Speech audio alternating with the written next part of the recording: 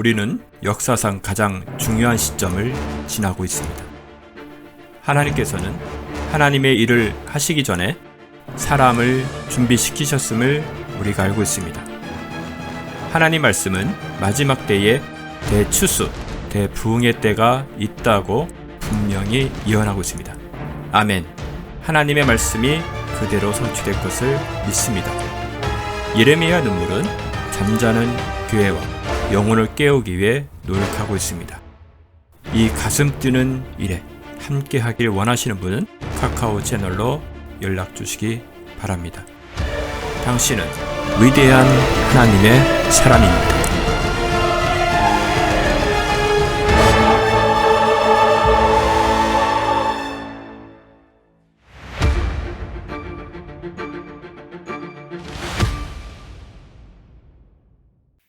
여러분, 이 성막하느라고 참 수고들 많습니다. 성경에 보면 혹시 읽은 말씀 중에 이런 말씀 기억나실 겁니다. 예수님께서 이렇게 말씀을 하시다가 주는 그리스도여 살아계신 하나님의 아들입니다 라고 이렇게 고백을 했더니 주님께서 참 복되다, 이거 하나님께서 너에게 알려준 것이다 라는 말씀을 하시고 이런 말씀을 하세요. 예수님께서 대제사장들에게 고난을 받고 십자가에 죽으시고 3일 만에 살아나야 하리니 라고 하면서 그 뒤에 이런 말을 하죠. 비로소 말씀하시니라. 비로소. 그럼 그전에는 말을 안 했다는 얘기가 되는 거고, 비로소 말씀을 하신다는 것은 이제는 그 말을 들어도 될 때가 됐다라는 것도 되는 것이죠. 또 요한복음을 보면 너희로 하여금 알게 하려 함이라, 알게 하려 함이라, 이런 말씀이 굉장히 많이 나오죠. 알게 하려 함이라. 이 두 가지 말씀을 한번 오늘 조합해서 말씀해 드리면, 하나님께서 한 번에 뭔가를 이렇게 다 말씀하시는 것이 아니라 이 다음, 그러니까 요쯤 알아들으면 다음 것을 설명해주고, 요까지 알면 다음 것을 설명해주고, 하나님은 우리 모두 알기를 원해요. 알게 하려 함이라 라는 것이죠. 사실 이렇게 여러분들이 성막 와서 공부를 하고 계시지만, 이 성막이라는 것이 여러분과 제가 이렇게 하고는 있지만 누구나 들을 수 있는 이야기는 아니라는 거 저도 잘 알고 있습니다. 그러나 여러분들이 그러니까 이렇게 이 말씀을 들으러 오신 것에 대해서도 참 감사하고 환영할 일이고, 여러분들이 이 내용을 들을 수 있는 귀가 있다는 것도 참 감사합니다. 누구나 다 이렇게 오픈해서 들을 수 있는 이야기는 아니기 때문에 그렇잖아요. 그리고 하나님께서는 알기를 원하시죠. 아마도 여러분들이 평상시에 신앙생활 하면서 정말 알고 싶었고 정말 깊이 궁금했던 거, 그러니까 깊이 있게 궁금했던 내용들을 이런 성막이나 제사나 절기 이런 데서 아마 하나님이 다 감춰놨던 것이기 때문에 이렇게 누구에게나 다 공개되지는 않았던 것 같아요. 그런 측면에서 여기 오신 분들 중에 다소 어렵게 들려질지 모르지만 부탁하기는 열심히 계속 들으시면 하나님께서 귀가 뻥 뚫릴 날이 올 거거든요. 반드시 옵니다. 그러니 인내심을 가지고 계속 듣다가 보면 여러분들에게도 그 다음 이야기가 여러분에게 잘 들려지리라 생각이 듭니다. 공부를 하다 보면 계속 물고 무는 질문들이 생길 겁니다. 그러나 기다리세요. 때가 되면 하나님이 거기도 계속 짚어줄 거예요. 질문이 생겨야 정상입니다. 질문이 생기지 않으면 들을 귀가 없어요. 하나님은 먼저 이렇게 퀘션을 만들어 놓고 답을 집어넣고, 퀘션을 만들어 놓고 답을 집어넣고, 이렇게 하는 게 하나님 교육 방법이거든요. 자, 우리 한번 또 열심히 해봅시다. 오늘부터 이렇게 서두가 왜 이렇게 바로 시작하지 않나? 오늘부터 점점 어려워지기 때문에 그렇습니다. 점점 어려워지기 때문에 정신 바짝 차리고 들으셔야 돼요. 알았죠? 네. 자, 오늘은 우리 히브리서를 한번 열어보시죠.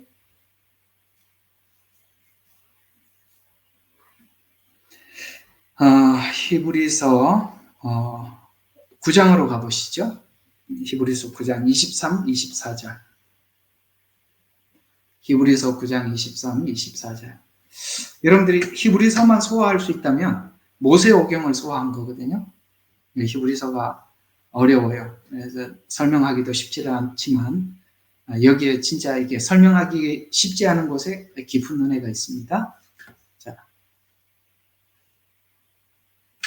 자, 히브리서 9장 23, 24절 우리 같이 합독하시죠. 다 같이 시작. 그러므로 하늘에 있는 것들의 모형들은 이런 것들로 깨끗게 할 필요가 있었으나 하늘에 있는 것들 그 자체는 이것들보다 더 좋은 희생제물로 해야 하리라. 이는 그리스도께서 실물의 모형인 손으로 만든 성소에 들어가지 아니하시고 바로 그 하늘 자체에 들어가셔서 우리를 위하여 하나님의 면전에 지금 나타나 계시기 때문이라. 와, 이거 9장 23절하고 24절을 여러분들이 읽고 무슨 뜻인지 확 와닿으면 아주 정말 참 엄청난 겁니다. 정말 엄청난 거예요. 이게 그냥 읽고 지나갈 이야기지 이게 뭔지 뜻이 뭔지 이렇게 확 와닿는다는 것은 굉장히 깊은 어떤 성경의 이해를 가지고 있는 것입니다. 일단은 이 내용을 좀 설명을 해드리죠. 자, 그러므로 이렇게 왔습니다. 여러분 성경을 한번 보세요. 자, 어디를 보시냐면은 8장 7절 보세요. 만일 이렇게 들어갑니다. 이런 단어들만 한번 보죠. 자, 그 다음에 9절은 그것은 이렇게 나옵니다. 자, 그 다음에 9장 1절을 보면 그런즉 이렇게 나옵니다. 이게 다 접속사들이죠. 그 다음에 11절, 9장 11절 보니까 그러나 이렇게 나옵니다. 그 다음에 쭉 이런 얘기들을 엄청나게 많이 해서 앞에 정말 구약 내용을 모르면 알 수 없는 그런 이야기들을 차근차근 설명을 해갔습니다. 그것을요, 지금요, 9장까지 왔어요. 그러니까 9장 앞에 것을 계속 소화하고 온 거지요. 그러니까 여러분, 처음부터, 이야기를 처음부터 풀어왔다는 걸 아셔야 돼요. 그러니까 풀어왔는데, 히브리서 1장 1절부터 9장까지 쭉 끌고 왔습니다. 근데 이 9장까지 이야기들이 굉장히 난해한 부분들이 많은데 이 난해한 것을 다 소화했다면 이렇게 되는 거예요. 9장 23절 이걸 이제 소화하는 겁니다. 앞에 것을 소화하고 그러므로는 많은 이야기들을 다 소화한 결과 네가 여기까지는 이해가 됐지? 이 이야기가 이 말이야 라고 이렇게 그러므로 이렇게 접속해서 들어가는 거거든요. 이제 뿐만 아니라는 좀 더 덧붙이는 거고요. 25절에 뿐만 아니라 이렇게 나온 거잖아요.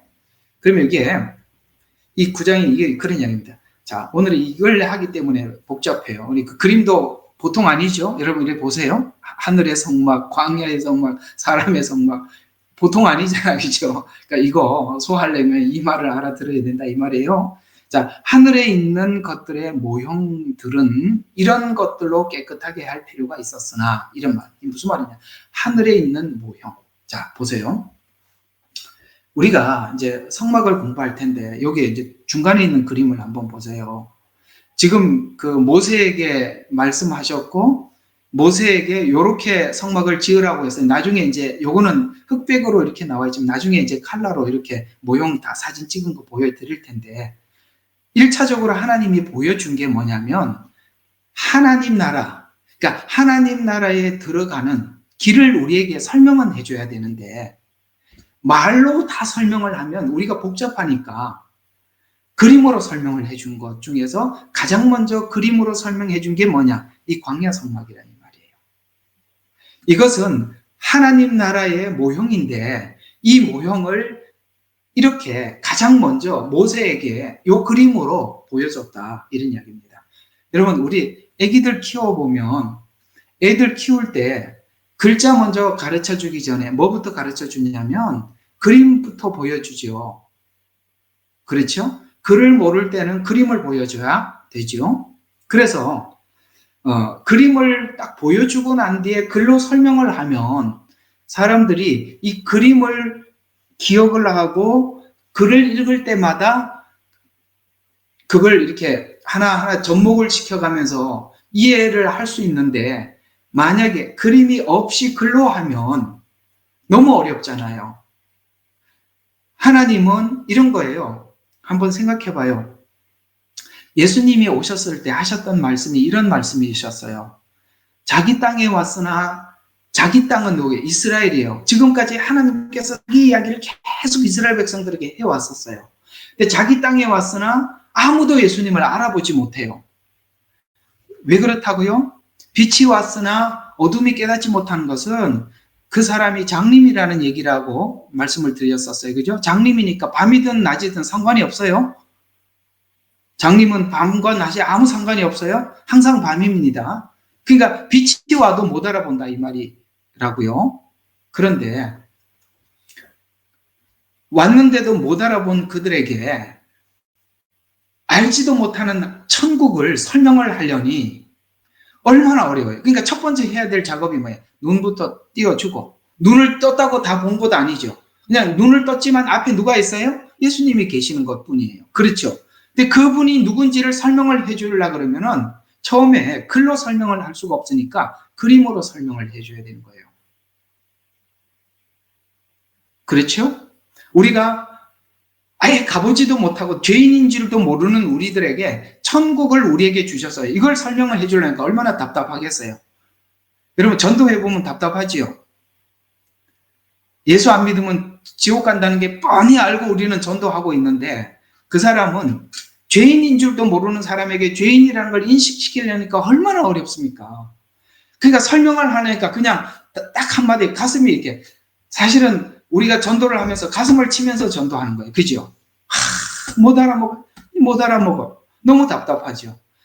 하나님 입장에서도 우리가 똑같은 상황인 거예요. 장님인데 설명을 한다니. 여러분 있잖아요.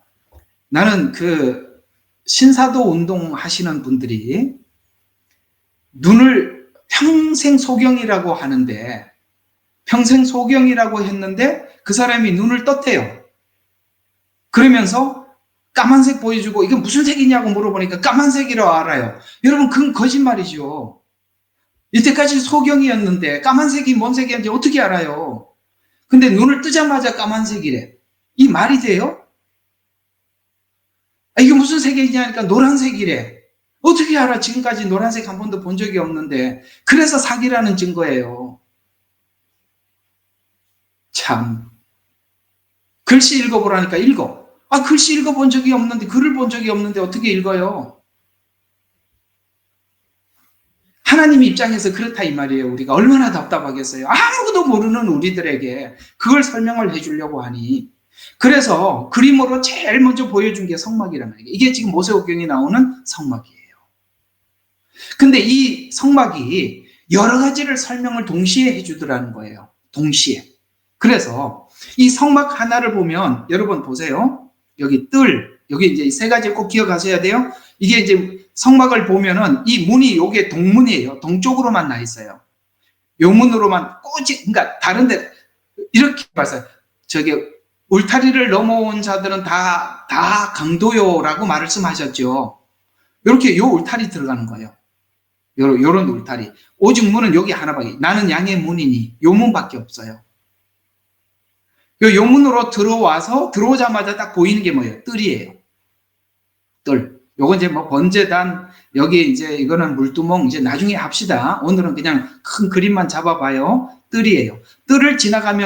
반드시 뜰을 지나가면 또 여기 문이 또 하나 있어요. 문이 3개 있어요. 여기에 첫 번째 문, 그 다음에 성소 들어가는 문, 지성소 들어가는 문. 이렇게 3개가 있어요. 요거 지금 하나님 나라의 모형으로 보여준 것이다라고 말씀하고 있는 거예요. 그래서 뜰을 지나면 성소 문을 밟고 들어가는데 여기 3개가 있다 그랬죠. 떡상이 있고 그 다음에 촛대가 있고 분향단이 있고 그렇게 따랐습니다. 근데 이 지성소는 1년에 한 번씩 대제사장만이 들어갈 수 있는 곳. 그래서 뜰, 성소, 지성소 꼭 기억해 두세요. 이거는 완전히 알고 있어야 돼요. 자, 들어가면 뜰이 있고 그 다음에 성소, 그 다음에 지성소. 요걸 딱 기억해 주세요. 이거는 하나님께서 하나님 나라를 우리에게 설명해 주기 위해 천국 들어가는 방법이 이 길밖에 없다라는 것을 설명해 주기 위해서 보여준 그림이다. 아시겠어요? 그러면 이것을 다른 것들에 대한, 자, 오늘 여기 이제 23절 한번 봐요. 그러므로 하늘에 있는 것들의 모형, 그러니까 그걸 하나님의 나라를 우리에게 설명을 해주려고 하니까 모형으로 하나님 보여주었는데, 이런 것들로 깨끗할 필요가 있었으나, 이런 것들이 뭐죠? 그 안에서 했던 것들. 성막 안에서 했던 것들이 무슨 일이에요? 짐승을 잡고, 번제단에 불을 태우고, 그렇죠? 1년에 한 번씩 지성소에 피를 가지고 속죄소에 뿌리고, 이런 것들, 이런 행위들이 뭐냐? 누구든지 천국 가기 위해서는 이 방법 외에는 다른 방법이 없다는 것을 설명하기 위해서 성막을 만들어 놓았고, 거기서 제사를 드렸다. 그 제사를 드리려면 주가 있어야 되고, 죄인들이 와서 짐승을 가지고 올 거 아니에요. 그럼 그 짐승을 잡는 누가 있어야 돼요? 제사장이 있어야 하고, 그 피를 가지고 죄인이, 사람이 직접 지성소 못 들어가니까 1년에 한 번씩 들어갈 대제사장이 필요하다. 그건 모두가 십자가에서 예수님께서 하신 일이 무엇인지를 설명하는, 증거하는 증거다. 그런 차원에서 여기 뭐라고요? 이런 것들로부터 깨끗할 필요가 있었으니 어떻게 깨끗해지는지를 설명했다. 여러분, 이 모든 것은 뭘로 깨끗해지죠?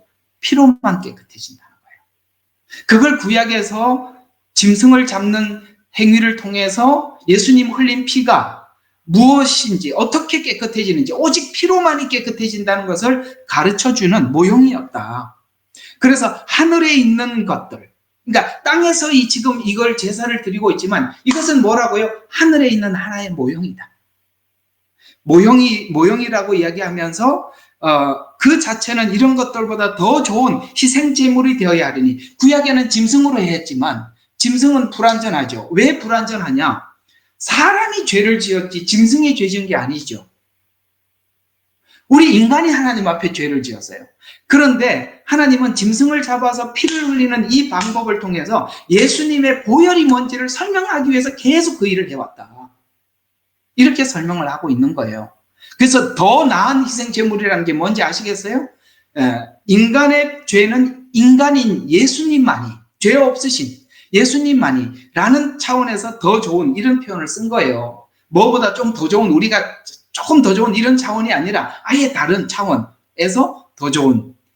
그래서 피로만이 이렇게 우리의 모든 것을 깨끗하게 정결케 하는구나 라는 것을 성막을 통해서 가르쳐 줬다. 그러면서 24절은 조금 더 깊은 이야기를 하고 있어요. 또 어떤 깊은 이야기를 하는지 봅시다. 이는 그리스도께서, 누군지 딱 나왔죠. 희생제물이 누구라고요? 그리스도께서. 이렇게 나와서 예수님의 보혈을 소개를 하면서 실물의 모형인 손으로 만든 성소에 들어가지 아니하시고, 지금 여기 광야에 있는 성막은 뭐예요? 사람이 만든 성소지요. 그런데 이 사람이 만든 성소는 지성소까지 어떻게 들어가는지를 가르쳐 준 것에 불과하지요. 근데 저 하늘에 있는 성소는 사람이 만든 것이 아니라 하나님께서 하늘에 만들어 놓은 거예요. 그래서 우리가 천국까지 어떻게 들어가는지 설명하기 위해서 그냥 이 땅에 있는 성소가 필요했던 거다. 자, 그러면 보세요. 우리는 이렇게 땅에서 행했던 성소에서 제사를 드리고 지성소에 들어가는 방법들을 우리는 구약에 있는 하나의 뭘로 보고 있어요? 모형으로 보고 있죠. 모형으로 보고 있잖아요. 그런데 유대인들은 지금도 그걸 모형으로 보지 않고 실물로 보고 있다 이 말이에요. 그게 다르다 이 말이에요. 그래서 지금도 그들은 하나님 앞에 구약에서 했던 이 방식대로라야만이 죄가 용서함을 받을 수 있다고 생각을 하고 성전을 건축하고 제사를 드리려고 그렇게 준비하고 있다는 거예요. 이거는 다 뭐라고요? 오늘 본문에 뭐라고 했어요? 실물의 모형이라고 분명히 말을 하고 있다는 거예요. 모형. 오케이? 실체가 아니라 실체는 누구예요? 예수님, 그리스도께서라고 얘기했잖아요. 실체는 예수님이고 구약의 이건 모형이었다. 이렇게 말씀하고 있는 거예요. 그 말이에요. 그래서 만든 성소에 들어가지 아니하시고 바로 이게 지금 상징적인 거였다. 앞에 거는 그게 뭐였냐면은 아까 여기 보세요. 하늘의 성막 옆에 보이죠? 그러니까 그림 3개 중에 첫 번째가 하늘의 성막, 두 번째 광야 성막, 세 번째 사람의 성막 이렇게 나와 있어요. 그래서 이걸 이제 우리가 중간에 있는 이 광야 성막을 가지고 공부를 충분히 했단 말이에요. 이렇게 들어간다 라는 걸 배웠어요. 똑같이 예수님이 십자가에 죽으셔서 어떻게 했어요? 제단을 지나서 유리바다를 지나서 성소를 지나서 여기 지성소인 보좌에 올라가 있단 말이에요. 그게 요한계시록에 보니까 예수님이 어디 계셨어요? 하나님 우편 보좌에 계셨잖아요. 바로 이 보좌예요.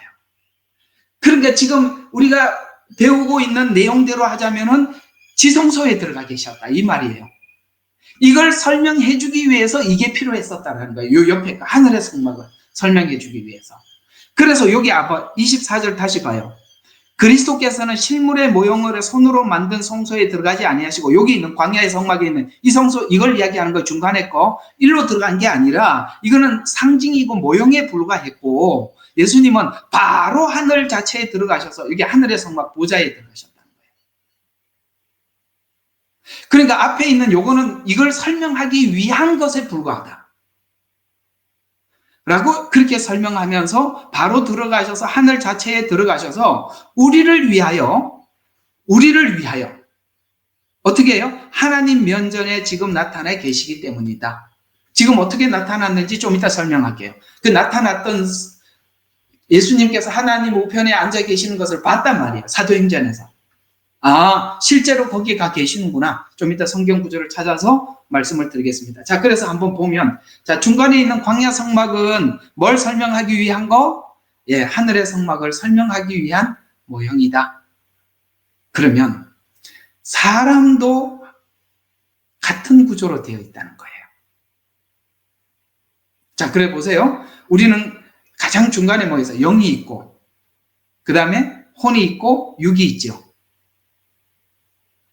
성경에 보면 이 두 가지를 이렇게 설명할 때가 있어요. 어떤 데는 영혼 이렇게 표현할 때도 있고 어느 때는 영혼, 육 이렇게 표현하고 있어요. 그래서 우리가 듣기로는 여러분들이 이분설, 삼분설 이런 말들을 들어보셨죠?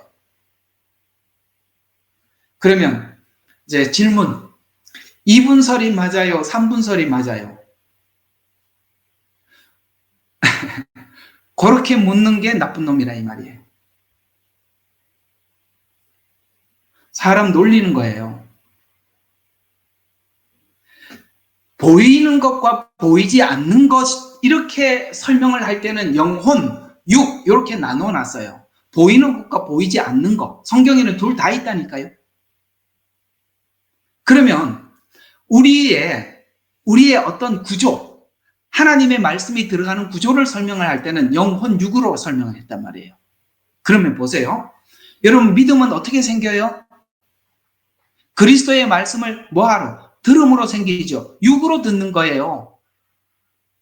아시겠어요? 그래서 주님께서 오셔서 이 귀먼자들의 귀를 열어주시고 말씀을 전해주신 거예요. 가장 먼저 해야 될 일이 귀를 여는 거예요.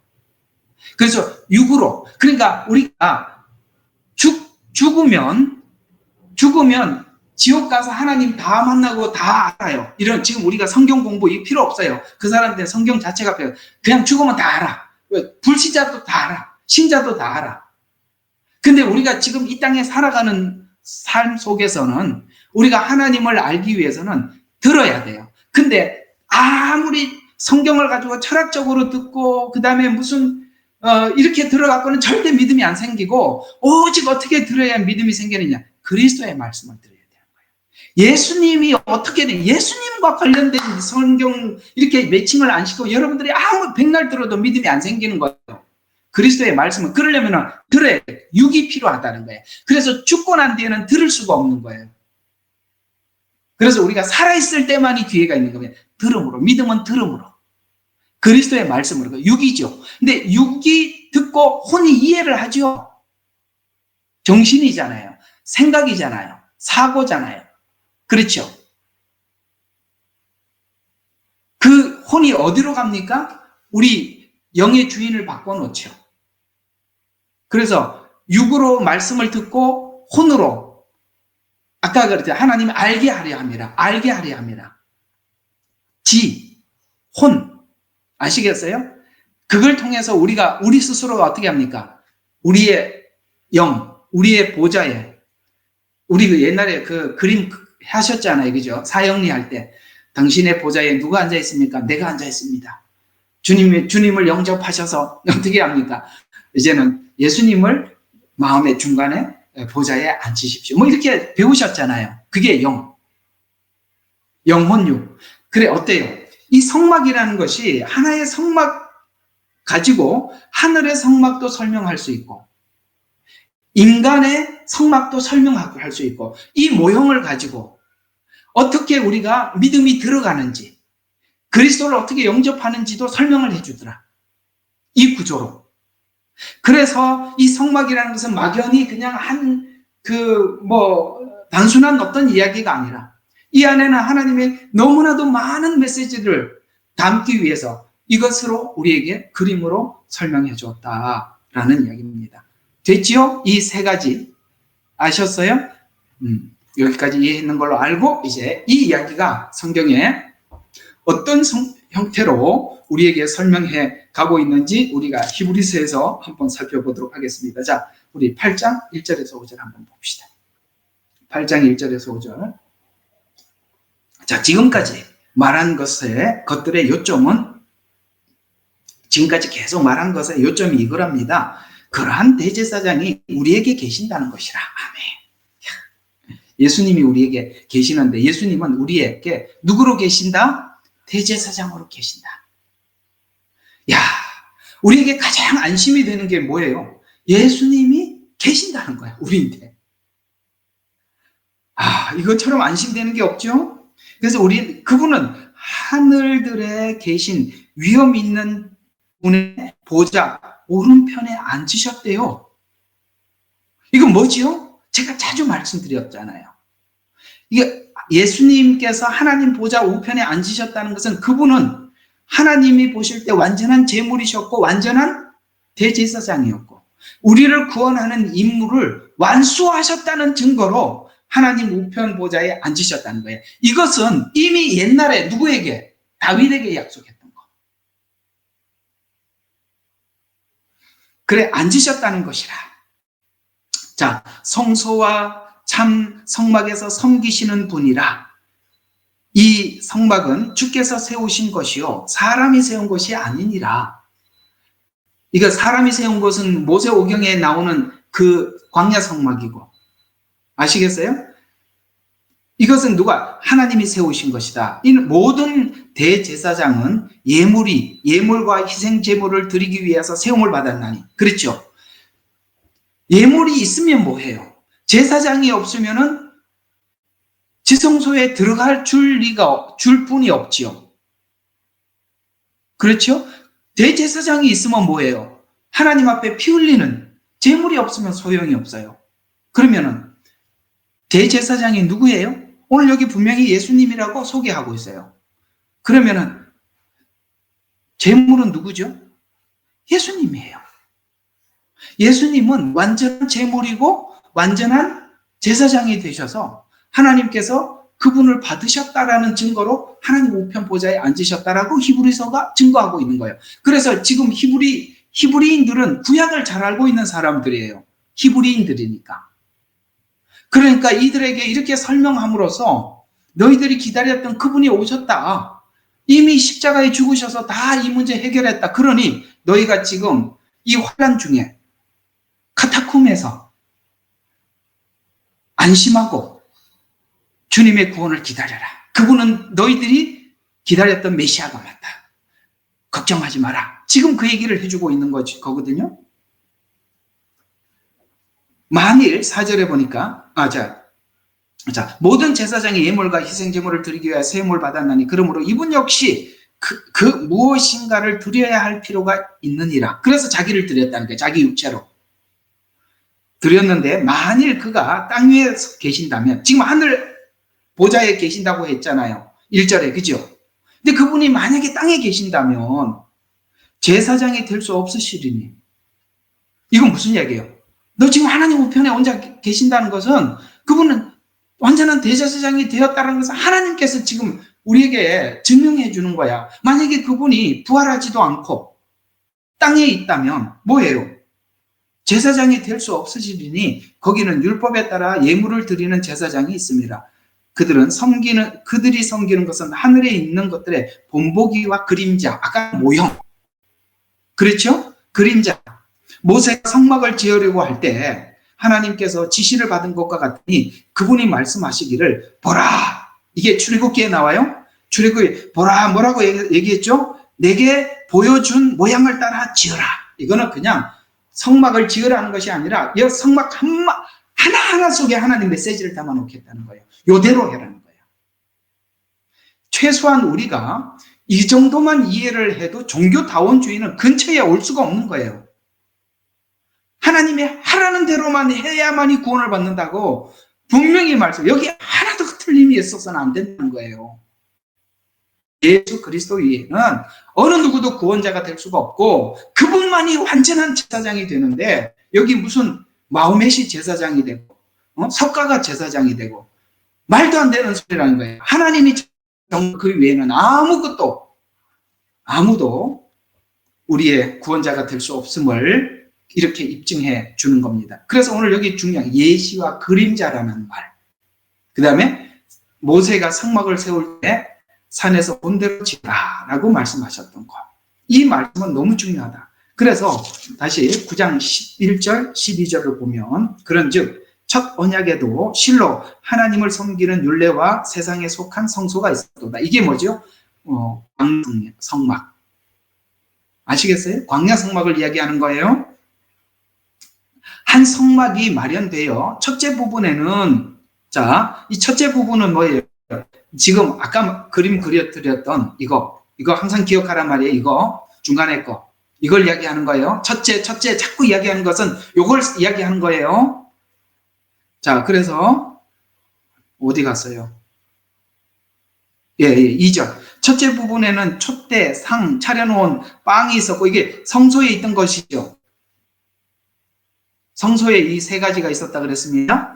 근데 지성소의 두 번째 휘장 뒷부분은 지성소라고 불리는 성막인데 거기에는 금 향로와 전체를 금으로 싼 언약궤가 있고 그 안에는 만나를 담은 금항아리와 아론의 쌍난 지팡이와 언약의 돌판이 있더라. 이 세 가지가 들어가 있더라. 이게 성부, 성령을 상징하는 겁니다.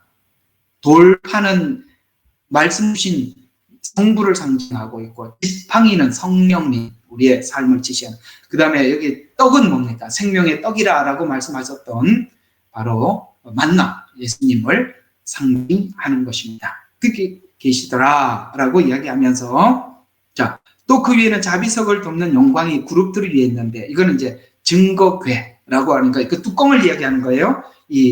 그 법궤의 뚜껑을 보고 우리 자비석이다라고 이야기하는 것입니다. 영광의 그룹들이 있는데 그것에 관해서는 지금 낱낱이 설명할 수 없노라.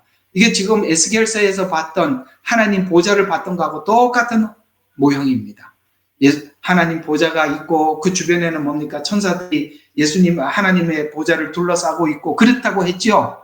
예수님이 재림할 때도 어떻게 하십니까? 예수님이 재림할 때 천사들의 나팔 소리와 함께 재림합니다. 똑같은 이야기예요. 그걸 지금 땅에다가 그렇게 만들어놨다는 거예요. 여러분 그 자비석 뚜껑 아시죠? 천사 두 그룹이 이렇게 있는 거. 그건 지금 하나님 보좌에 있는 천사들을 상징적으로 설명하고 있는 것입니다. 9장 24절. 아까 금방 읽었던 10월의 모형이고 하늘 자체에 들어가셔서 우리를 위하여 하나님 면전에 지금 나타나 계시게 돼요. 지금 나타나 계시는데 어떻게 나타나 계신다고 그랬죠? 하나님 우편에 앉아 계시는 것으로 나타나 계셨다. 자, 그러면 이게 아까 구약에서는 그런 방법으로 이제 쭉 순서대로 이렇게 첫째 문, 둘째 문, 셋째 문 이렇게 쭉 들어갔는데 아까 우리가 읽어보니까 예수님은 어떻게 들어가셨다고 그랬어요? 이게 땅에 있는 지성소로 들어가지 않고 여기 광야 성막처럼 이렇게 들어가지 않고 바로 어디로 올라갔다 그랬죠? 하늘 성소로 올라갔다 그랬죠. 하늘 성소로 어떻게 올라갔는지 성경에 이게 막연한 이야기가 아니라 실제 이렇게 기록되어 있다 이 말이에요. 자, 어디를 보느냐? 마태복음 27장. 그 유명한 성경입니다. 마태복음 27장. 이건 뭐 아무리 설명을 해도 모자람이 없는 말씀이시기도 하죠. 자, 마태복음 27장 51절에서 53절.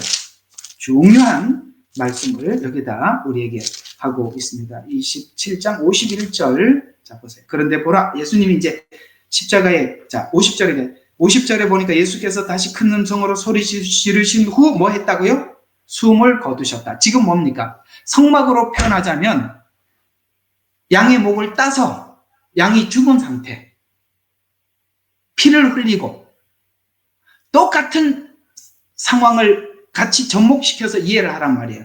앞에 구약은 메시지고 의미를 다 전달해 놨으니까 예수님 죽음이 뭔지 우리는 앞에 있던 제사를 통해서 다 알고 지금 들어가는 겁니다. 숨을 거두시니라. 예수님이 완전 제물로 하나님 앞에 바쳐졌다. 이렇게 똑같이 접목시켜서 두 개를 함께 보라 이 말이에요. 그런데 보라. 자, 십자가에 죽으셨어요. 그런데 보라라고 하면서 성전 휘장이 위에서 아래까지 둘로 찢어지고. 이게 뭐죠? 아까 앞에 보세요.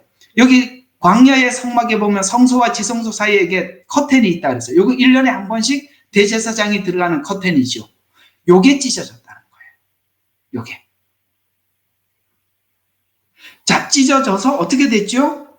둘로 찢어지고, 자, 놀랍게 휘장이 위에서 아래까지 이렇게 표현하고 있어요. 우리가 보통 밑에서 찢으면, 사람이 찢으면 아래에서 위로 찢어져야 돼요. 근데 하나님이 찢으셨다는 표현을 하기 위해서 위에서 아래로 찢어졌다. 이렇게 표현하고 있는 겁니다. 이런 것도 의미가 있어요. 둘로 찢어지고 땅이 흔들리고 바위들이 갈라지고. 이게 왜 이런 일이 생겼죠? 구약에 약속한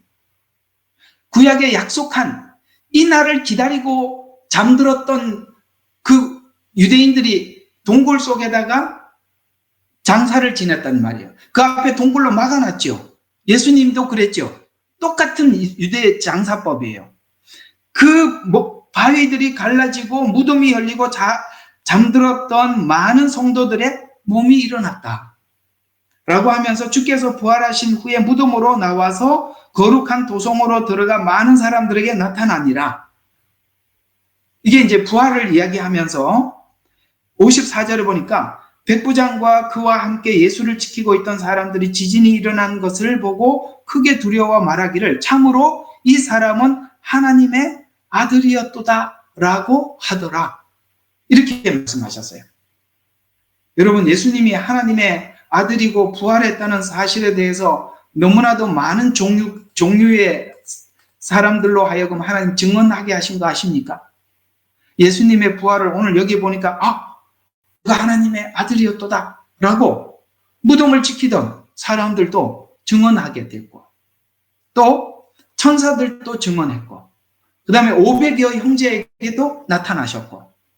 아셨어요? 그 다음에 예수님이 십자가에 죽으시고 두 번째 날 어디로 갔어요? 저 음부에 내려가셔서 하나님께서 말씀하셨던 구원을 이루셨다고 음부에도 증명해 주셨죠. 확인했죠.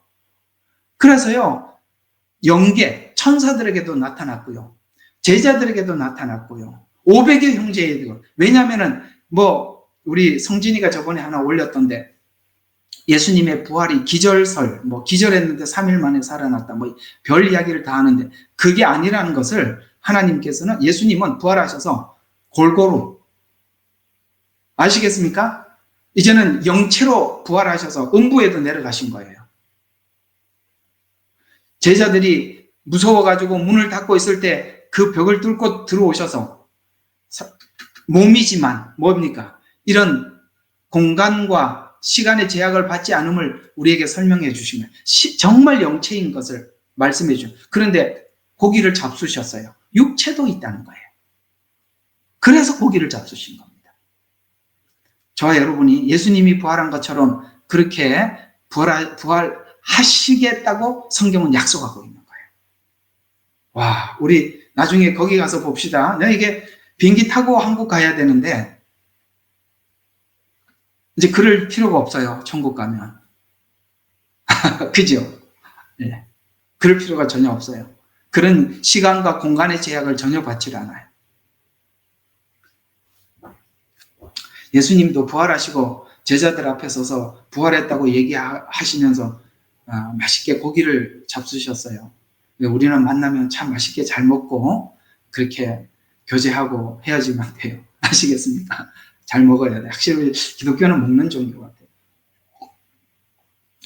많이 먹어야 돼요. 자, 계속 한번 봐요.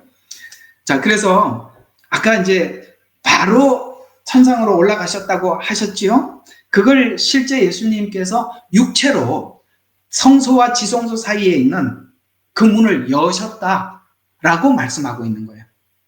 이건 뭘 의미하느냐? 에덴 동산에서 아담과 하와가 추방을 당할 때 하나님께서 뭐라고 말씀을 하셨냐면은 두루 도는 불검을 도와서 화영검이라고 했죠. 다시는 그곳으로 들어가지. 왜냐하면 죄인이 그곳으로 들어가면 그 불칼에 맞아서 죽을 수밖에 없는데 예수님은 십자가에서 우리 대신 그 칼을 맞아 주심으로써 문을 활짝 열어 주신 거예요. 이게 지금 에덴에 있는 그 추방되고 난 이후에 두루 도는 화영검을 두었더라라는 말씀처럼 예수님이 십자가에 죽으시고 군병들이 어떻게 합니까? 확실하게 죽었는지 창을 찔러서 피는 이미 다 쏟았고 물까지 쏟아주심으로써 우리를 위해서 아낌없이 희생제물이 되어주셨어요.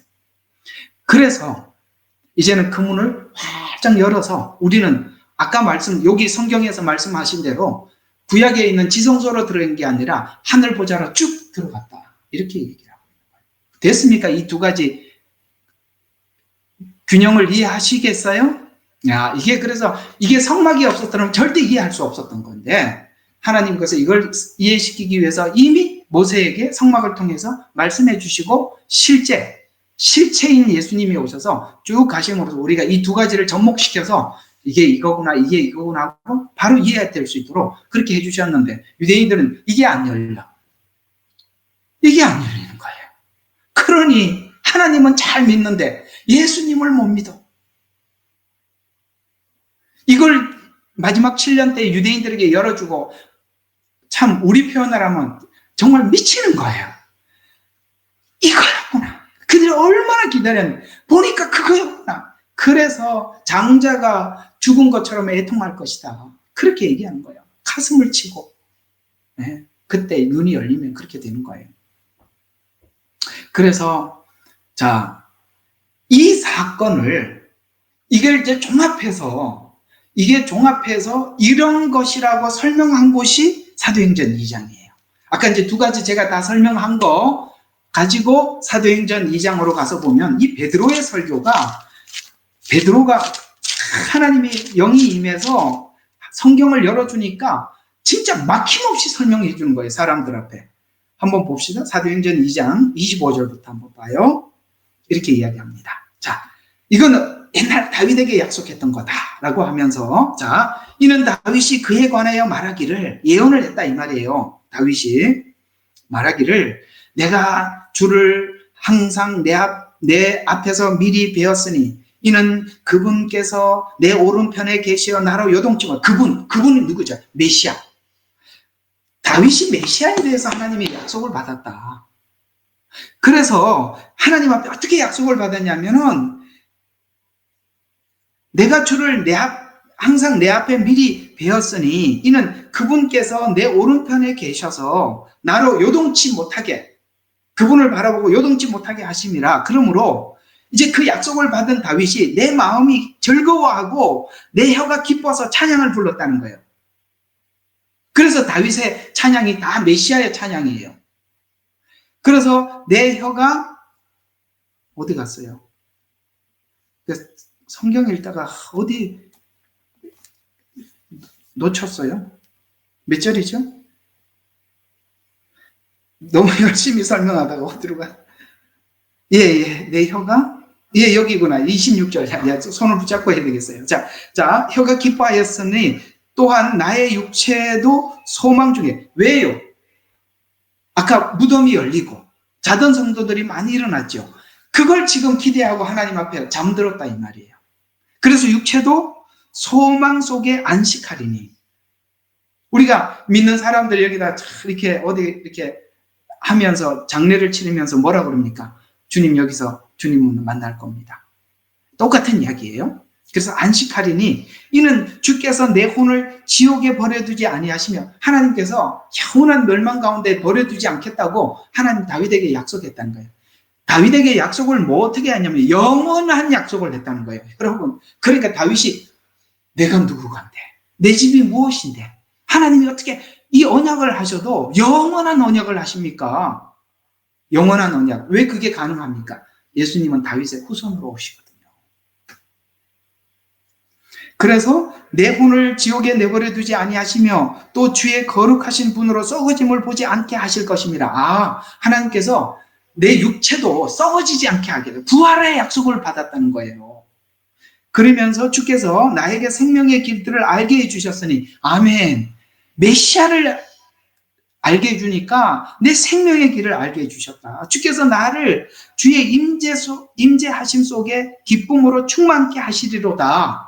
주님의 임재, 성막, 주님이 이 땅에 육신을 입고 이 땅에 오신 것, 그걸 임재를 지금 하나님 앞에 약속을 받고 기뻐했다는 거예요. 그러면서 베드로가 보니까 다윗의 약속이 그거였고 얼마 전에 그분이 그 일을 다 이루시고 하나님 나라에 올라가셨어요. 지금 베드로가 눈이 열려서 이렇게 얘기하는데 마지막 때 성도들이, 유대인들이 베드로처럼 이렇게 눈이 열린다 이 말이에요. 똑같은 이야기예요. 그러면서 이제 베드로가 너무너무 감격해서 담대하게 말해요. 형제 여러분, 내가 족장 다윗에 관하여 너에게 자유로이 말할 수 있는 것은 그가 장사되어서 그 묘가 오늘까지 우리 가운데 있습니다. 그러므로 그가 선지자가 되어 예수님이 오실 것을 예언하는 선지자가 되어서 육신에 따라 그의 후손 중에 다윗의 후손을 통해서, 그래서 마태복음이 아브라함과 다윗과 예수 그리스도의 세계라 이렇게 얘기한 거라 이 말이에요.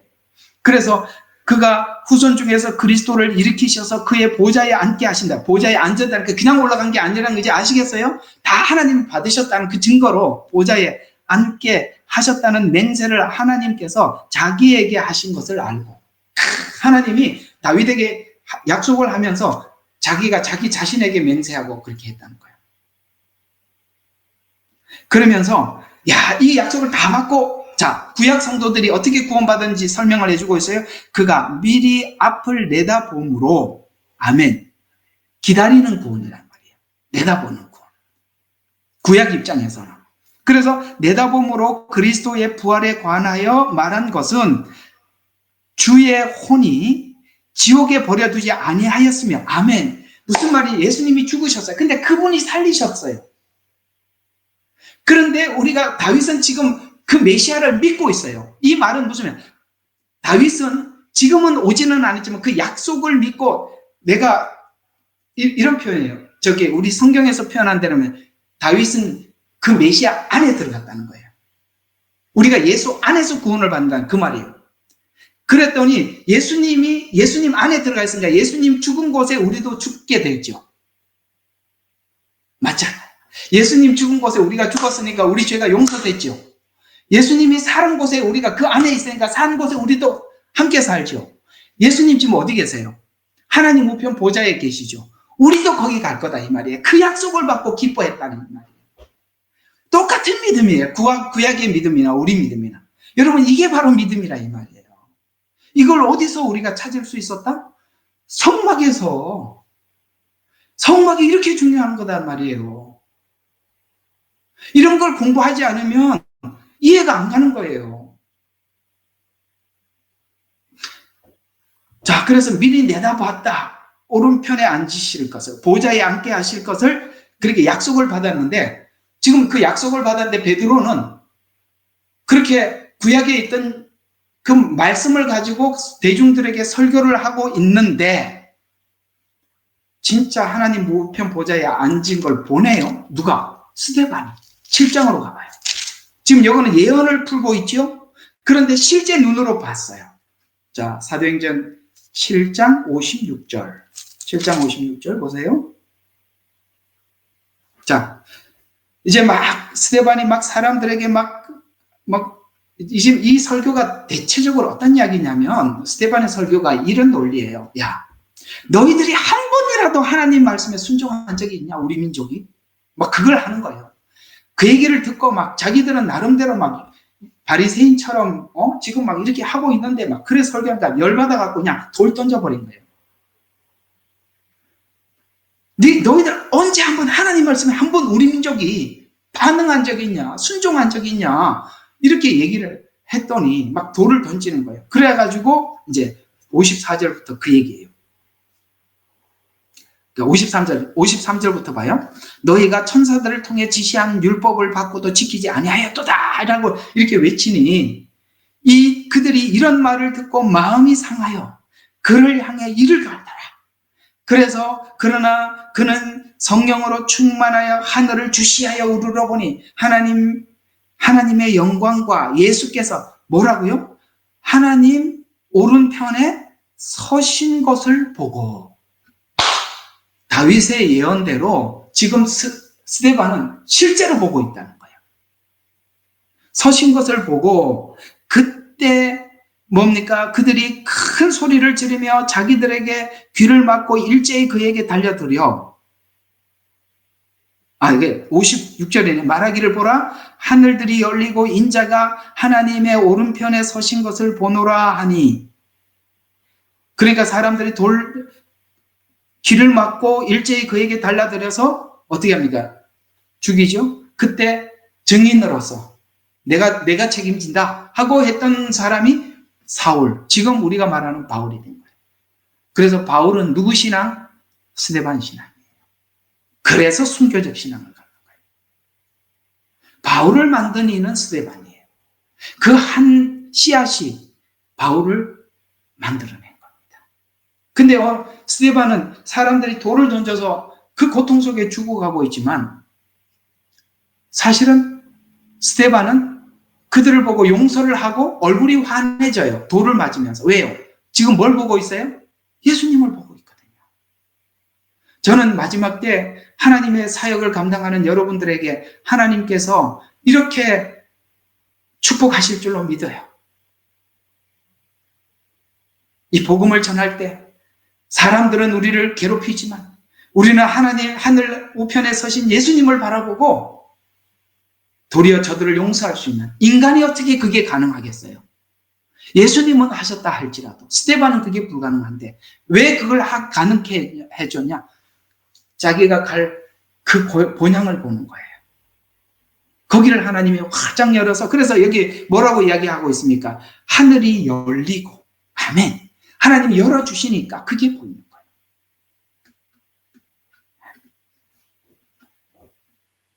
자, 그러면 이게 지금 올라가서 하나님 우편에 앉으셨다라고 이야기하는데 지금 여기서는 서신 예수님이라고 표현하고 있어요. 그게 좀 다르죠, 표현이. 왜 섰을까요? 응원하는 겁니다. 주님도 아마 우리가 이 땅에 살아가면서 이런 상황을 응원하시리라 믿습니다. 자, 그래서 이게 보면 예수님께서 이제 하늘로 올라가시면서 한 얘기 그대로입니다. 사도행전 1장 9절입니다. 이 사도행전은 바로 이런 부분을 우리에게 설명하는데 중요한 내용을 담고 있습니다. 사도행전 1장 9절. 자, 1장 9절. 자, 주께서 이런 일들을 말씀하신 후에 그들이 보는 데서 위로 들려 올라가시니 구름이 그들의 시야에서 주를 가리더라. 자, 다윗에게는 약속하셨고 지금 사도행전 1장 9절은 올라가시고 스데반은 뭐라고요? 보고 있고. 됐지요? 이렇게 증언이 많다 이 말이에요. 보고 계셔요. 그런데 11절에 보니까 올라가는 걸로 지금 승천해 계시죠. 그러나 주님은 이제 요한계시록에 다시 오시죠. 11절. 어찌하여 말하기를 갈릴리 사람들아 어찌하여 너희는 하늘을 쳐다보고 있느냐? 하늘을 떠나 하늘로 들려 올라가신 바로 이 예수는 뭐라고요? 너희가 하늘로 가심을 본 그대로 오시리라. 감람산에 올라가셨어요. 거기서. 맞지요? 그대로 감람산으로 다시 오십니다. 정확합니다. 감람산에 그 발이 서신데요. 스가랴로 가봅시다. 감람산에서 올라가시면서 감람산으로 오신답니다. 스가랴서 14장 12절. 스가랴서 14장 12절.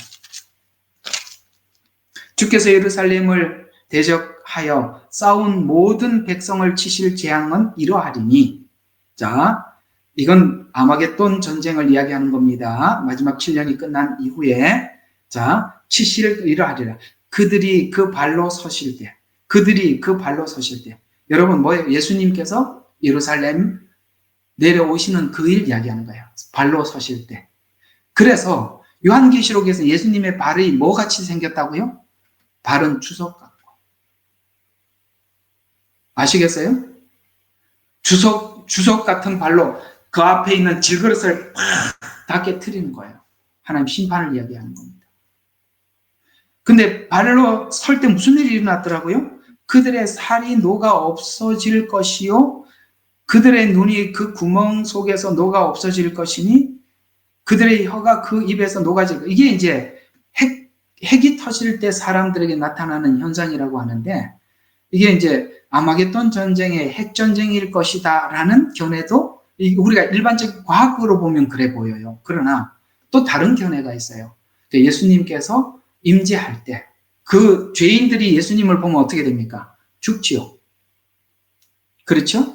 그런 것처럼 예수님의 그 임재를 보고 그렇게 사람 육체가 그렇게 되지 않나라는 두 가지 견해가 있는데 모르겠습니다. 이게 핵으로 인해서 그러는 건지 아니면 예수님의 임재, 죄인이 예수님의 임재를 보면서 나타나는 증상인지 그 두 가지는 그냥 두 가지 다 이렇게 올려놓고 보시면 되겠습니다. 자, 오신대요. 스가랴서 14장 2절에 있는 말씀이 요한계시록에서는 어떻게 표현되고 있는가? 이거 똑같은 이야기예요. 19장 11절 16절. 이게 다 같은 짝이니까 그렇게 하시고 열심히 메모해 두세요. 같은 이야기들입니다. 스가랴는 예언이고 앞으로 요한계시록은 이 스가랴 14장에 있는 예언이 그대로 이루어질 성취될 내용을 자 19장 11절에서 16절 자 우리 이미 했던 거예요. 이게 이제 요한계시록을 했기 때문에 여기까지 갈 수 있는 거예요. 요한계시록하고 연결이 안 되면 뭔가가 마지막에 연결이 안 돼 버리는 거니까 마지막을 연결시켜 보면 11절 자, 또 내가 하늘이 열린 것을 보니 흰 말이 보이더라. 요거는 이제 이 흰 말은 저 앞에 있는 백마하고 달라요. 계시록 6장에 있는 흰 말은 미혹이고 여기 있는 이 흰 말은 예수님의 승리를 상징하는 말입니다. 이 말하고 그 말하고 다르다. 흰 말이 보이더라. 그 위에 앉으신 분이 신실과 진실이라. 이 일을 신실하게 이룬다는 거예요. 아시겠습니까? 예수님은 이 약속을 신실하게 이루시는 분이다. 그리고 말씀대로 진실하게 말씀대로 이루시는 분이다. 신실하게 말씀대로 이루신다. 그래서 신실과 진실이라 불리며 의로 심판하고 싸우더라. 의. 이제는 마지막에는 심판이 사랑이 아니에요. 의만 남는 겁니다. 공의. 의로 심판하고 싸우더라. 눈은 불꽃 같고 왜요? 그 중심을 꿰뚫어 심판하신다는 거예요. 이거 처음에 요한계시록 나올 때 예수님 눈은 불꽃 같고 발은 주석 같고 이렇게 나왔던 그 얘기들이에요. 끝에 다시 등장하는 겁니다. 머리에는 많은 왕관이 써 있고 디아데마. 우리 배웠죠. 두 가지 왕관이라고. 승리의 왕관. 왕관이 있고 또 한 이름이 기록되었는데 그 자신 외에는 아무도 모르고 그럼 아무도 모른다면 모르는 거예요. 여기 가지고 아무도 모르지만 나는 안다 이렇게 해석하면 안 돼요. 그래서 엉뚱한 게 나오는 거예요. 꼭 이런 것만 하는 사람이 있어요. 하지 마세요. 그냥 모른다 그러면은 그 성경에 그 나팔 재앙하고 대접 재앙 말고 또 하나 재앙이 있었어요. 그걸 하는 기록하려고 이렇게 그 번개 이렇게 그걸 기록하려고 그러니까 하나님 하지 말라고 그래갖고 안 했다고 했는데 그걸 또 이제 하려고 애쓰는 분들이 계세요. 그러면 안 되는 거예요. 성경이 멈추면 나도 멈추는 거고 성경이 가면 나도 가는 거예요. 우리는 성경을 타고 가는 거지 여러분이 성경을 끌고 가는 게 아니에요. 사람들이 자꾸 성경을 끌고 가. 자기 딱 맞춰놓고 성경을 자기 필요한 대로 딱 끌고 가. 그래서 이단되는 거예요. 우리는 성경을 타고 가는 거예요. 그냥 성경이 가면 가는 거고 멈추면 멈추는 거고 알지 마라 여기까지 더 이상 알 필요 없다 그러면 안 하는 거예요. 자, 눈은 불꽃과 머리는 많은 왕관이 있고 그래요. 자, 그 다음에 자 13절에 이게 무슨 뜻이냐. 피로 적신 옷을 입었는데 이게 무슨 말이죠? 그 이름 하나님의 말씀이라고 불리더라. 근데요, 이 피로 적신 옷을 입었는데 14절 그러니까 하늘의 군대들이 희고 정결한 세마포를 입고 이거는 이제 심판, 의의 심판을 이야기하는 겁니다. 입고 흰 말들을 타고 그를 따라 똑같죠. 예수님이 흰 말, 여기 흰 말 같아요. 다 이게 뭘 의미한다고요? 백보자 심판을 이야기합니다. 심판. 그때 흰색으로 표현하고 있는 거예요. 그런데 흰 말을 타고 이게 분명히 구원이 아니라는 뜻은 뭡니까? 입에는 예리한 칼이 나온대요. 그 다음에 뭐죠? 민족들을 친답니다. 여기 민족들을 친다는 이 침을 받는 민족들은 누굴까요? 마태복음 25장의 양과 염소의 비유 많은 민족들을 데려다 놓고 심판하는 그 민족을 이야기하는 겁니다. 그래서 민족들을 칠 것이요 또 철장으로 그들을 다스릴 것이며 그는 전능하신 하나님의 맹렬한 뭐가 나와요? 포도즙 틀을 밟아서 13절에 피로 적신 옷을 입었다 이 말이에요. 십자가에서 흘린 피가 아니라 심판으로 적신 피를 이야기하는 거예요. 그래서 그의 옷과 넓적다리의 이름이 여기 딱 옷에 이렇게 뭐라고 해요? 만왕의 왕 또 만주의 주 왕중왕 심판하시는 주로 등장을 하는데 여기 지금 19장의 이 표현이 앞에 이미 했었어요. 어디에 했나요? 14장. 자, 스가랴서 14장, 요한계시록 19장 16절에서 11절에서 16절, 요한계시록 14장 17절에서 20절 다 같은 메시지들. 자, 이거 14장은 14장 금방 기록했던 그러니까 17절과 20절은 앞으로 14장은 앞으로 이렇게 될 거라고 한 장을 기록해 놓은 거예요. 대접재앙이 끝나고 이런 일이 일어날 거라고 미리 써놓은 거고 아시겠어요? 19장에는 14장에서 말한 대로 완성되었다는 걸 표현하는 거고 그러니까 이 14장은 대접재앙 들어가기 전에 쓴 거고 이렇게 될 거라고 이야기한 거고 19장에는 대접재앙 끝나고 난 뒤에 14장에서 말한 대로 됐다고 이야기하는 거고 아시겠어요? 다시 한번 여기는 될 거라고 이야기하는 거고 19장에는 됐다고 이야기하는 거고 이런 일이 있을 거라고 예언은 스가랴 14장에 한 거고 요 구도를 잘 기억하란 말이에요.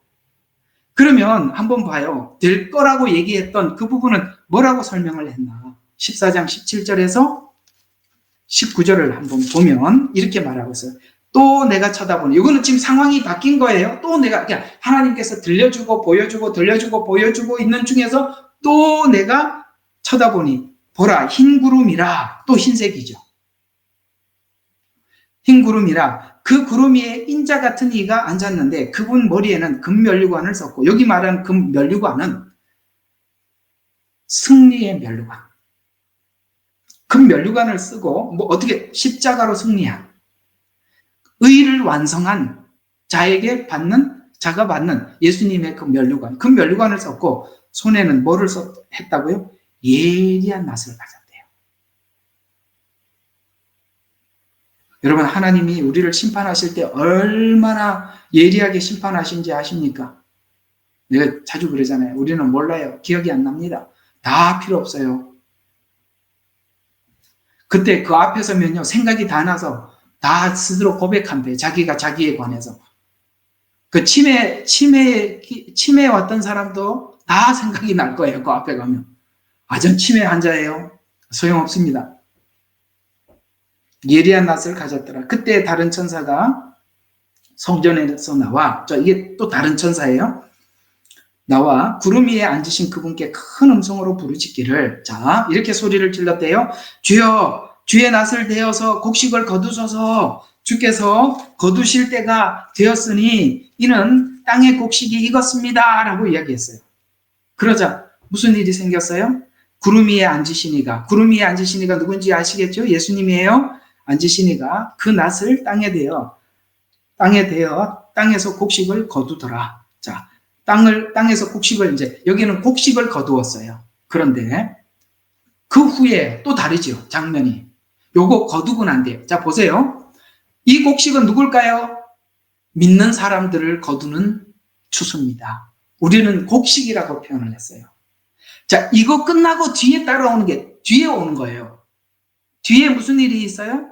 다른 천사가 하늘에서 있는 성전이 나오는데 그 역시 예리한 낯을 가졌더라. 그러면서 불로 다스리는 권세. 앞에 있는 천사하고 좀 다르죠?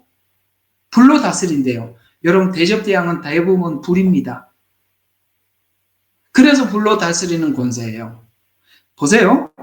불로 다스리는 권세를 가진 한 천사가 제단에서 나와 예리한 낯을 가진 자에게 큰 소리로 외쳐 말하기를 너의 예리한 낯을 대어서 땅에 포도송이를 거두래. 앞에는 곡식인데. 아까 19장에 보니까 포도즙을 밟아서 예수님의 흰옷이 어떻게 됐다고요? 피로 물들었다고 했지요. 후 3년 반에 있을 대접재앙을 예고하는 겁니다. 포도송이를 거두라. 이는 그 포도가 다 익었음이라. 그러므로 그 천사가 낫을 땅에 대어 땅에 포도송이를 거두어서 하나님의 진노의 큰 포도즙 틀에 던져 넣으니라. 거기서 집어넣고 뭐 했어요? 짓밟았어요. 짓밟아 가지고 19장에 보니까 피가 흥건하다. 이렇게 표현하고 있는 거예요.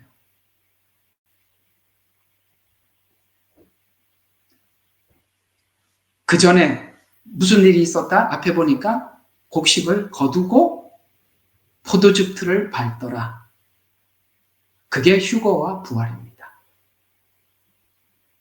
그거 하고 하나님이 그래서 후 3년 반은 전 3년 반하고 달라요. 전 3년 반을 끝내고 보니까 사람들이 엄청나게 많이 구원받았어요.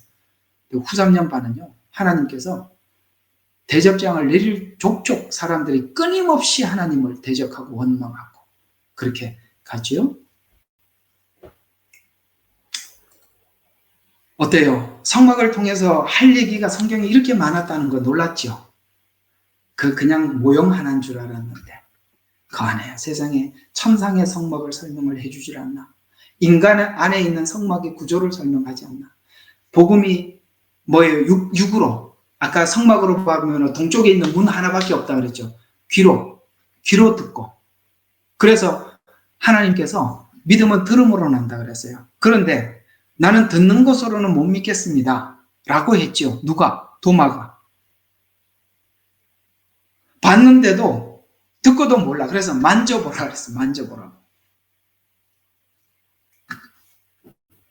이건 다 뭘 이야기하느냐. 우리가 예수님을 알고 영접하고 그분을 믿는 기회가 육을 가지고 있을 때 밖에 없다. 이걸 하나님은 우리에게 말씀해 주고 있는 것입니다. 자, 오늘은 일단은 이 성막을 기준으로 해서 이 부분, 천상의 성막, 그 다음에 인간 성막, 그 다음에 우리가 천상의 하나님 앞에 올라가는 과정 안에서 예수님의 육체로 우리의 구원을 이루셨다라는 말의 뜻이 구약의 다윗에게 어떻게 약속되었는지 아시겠습니까? 그리고 예수님 십자가의 죽음이 실제 그 언약에 어떻게 성취되었는지 이런 부분들을 성막을 비가시적인 성막이라는 주제로 여러분들과 함께 나누어 보았습니다. 사실 기본이 없이는 이 내용 듣기가 어려울 거예요. 아마 듣고 또 여러분들이 필기해 둔 걸 또 다시 한번 또 정리하고 또 여러분 거 만들고 하셔야 다음 또 설명해 나갈 때 여러분들에게 더 많이 은혜가 돼요. 그래서 오늘 공부한 거 꼭 복습하셔서 또 다음 주에 좀 더 여러분들에게 남는 그릇이 많이 담아 돌아가시기를 바랍니다.